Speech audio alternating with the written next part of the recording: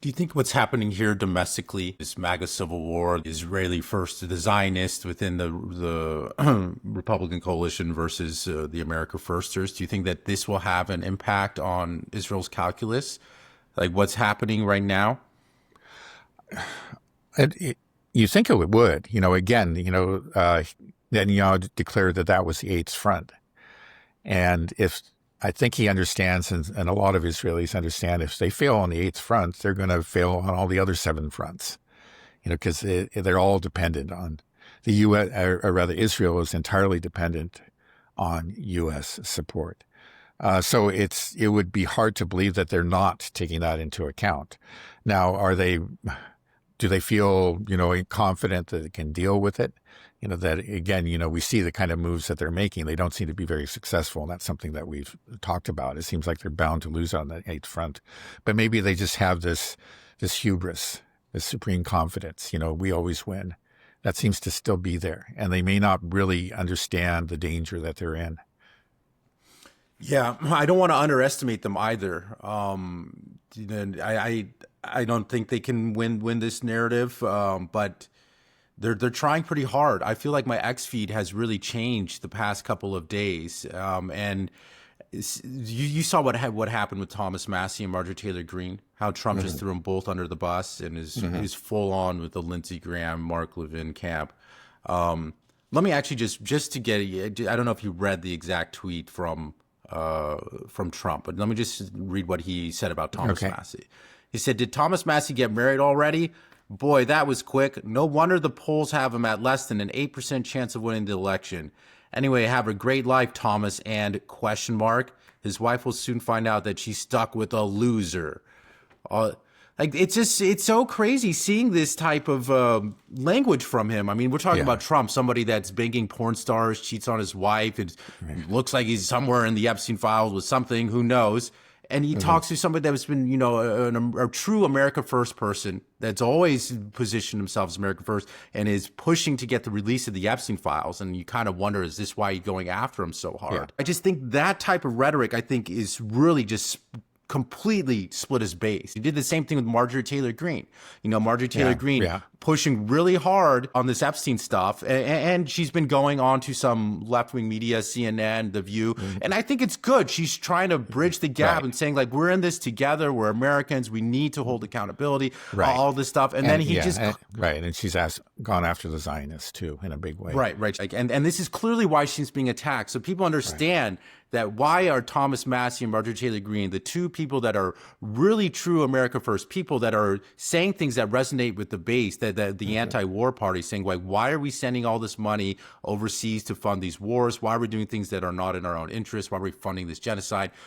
And he's coming after them so hard. So I think for so many people that maybe were on the fence, now they understand. They see what's going on. Or the people that are saying, like, hey, Trump is really Israel first, they probably feel vindicated from this type of these responses. So I just feel like Trump, is he now a lame duck president? I mean, the base is gone, right? Or it's completely fractured. It's completely split in half now. Yeah. I don't know if it's split in half. I haven't seen any polls. I think we might be surprised by how many people are just, I know, Trump there's a loyalists. lot. Sometimes I think it's just people that are paid but off. he clearly has been hurt by this because these people are important. Tucker Carlson, Marjorie Taylor Greene, Thomas Massie. A lot of people listen to him, and they will have, they're having an effect now, and they will continue to have effect. A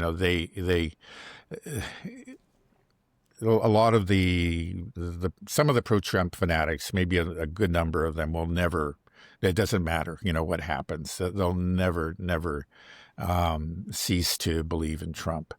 But others will. And I think over time, again, when he loses these very important voices, he's going to lose a portion of his base.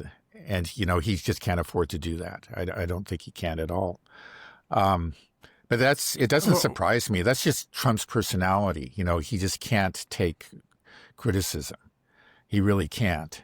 And you saw it in the first term. I remember, like, one of his strongest supporters was Ann Coulter, the anti-immigration firebrand. And because she held him accountable to his promises. He said he was going to build this wall. That was a big part of his campaign. right? There were chants at rallies, build the wall, et cetera, et cetera, et cetera. And it didn't happen.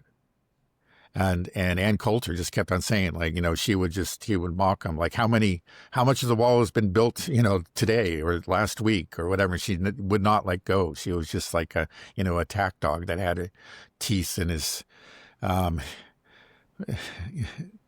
just, she would not let go. And, he was furious and he went after her and started calling her names and so on and so forth. He didn't respond by saying, I'm sorry. Yeah, we got to do this. We're going to work harder on this. It just said, okay, yeah, we just must destroy Ann Coulter. That's the way he responds to these things. Yeah. Well, is he really going to be severely damaged, like you said, from this, or does it really matter? It's his last term. And when you look at the leaders in the Western world, I mean, we talk about people like Merz and Macron and Starmer. They're all just like hovering around 15% approval rating. So it's like, right. Hey, this is where you're supposed to be. Yeah, just come on here. It doesn't matter if you're hated. You can still do whatever the hell you want to do. You know. So you think it really matters, or it's like if he wants to just start wars, he can just start wars. He doesn't care what people thinks about him. He's just going to do whatever he wants to do. I think he does care. Actually, he cares about the people right next to him. Yeah. Okay. That seems to be true. That seems to be true of a lot of politicians, actually. Unfortunately, they listen to the people that within their social circles, the people that surround them, who make themselves their friends. That's unfortunately true. I guess that's a swamp.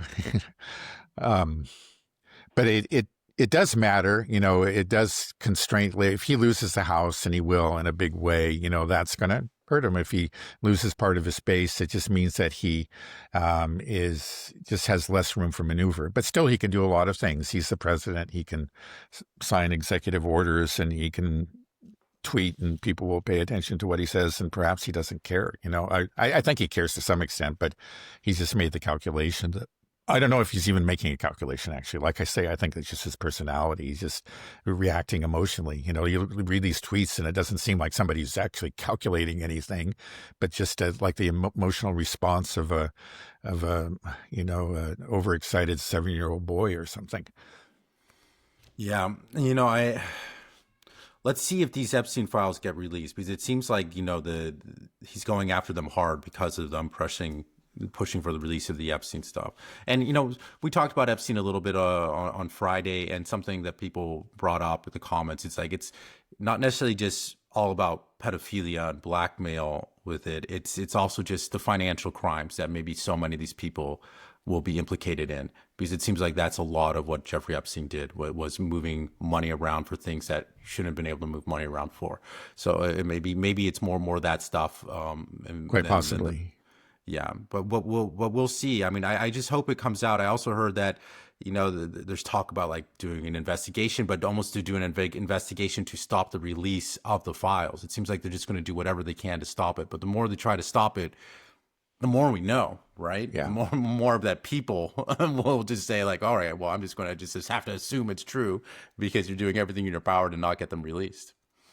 It's just it's a crazy time. So we have that situation going on that just sort of underpins all these huge other geopolitical conflicts that you just have to keep in the back of your mind. Like, and also there's a fact that maybe there's some, a real compromising material that's blackmailing a lot of people. That might also cause some escalations in these wars and to do things that are not in our national interest. Right. Or just the fact that he's weak and will perhaps make it more difficult, for example, to implement his 20-point plan for Gaza.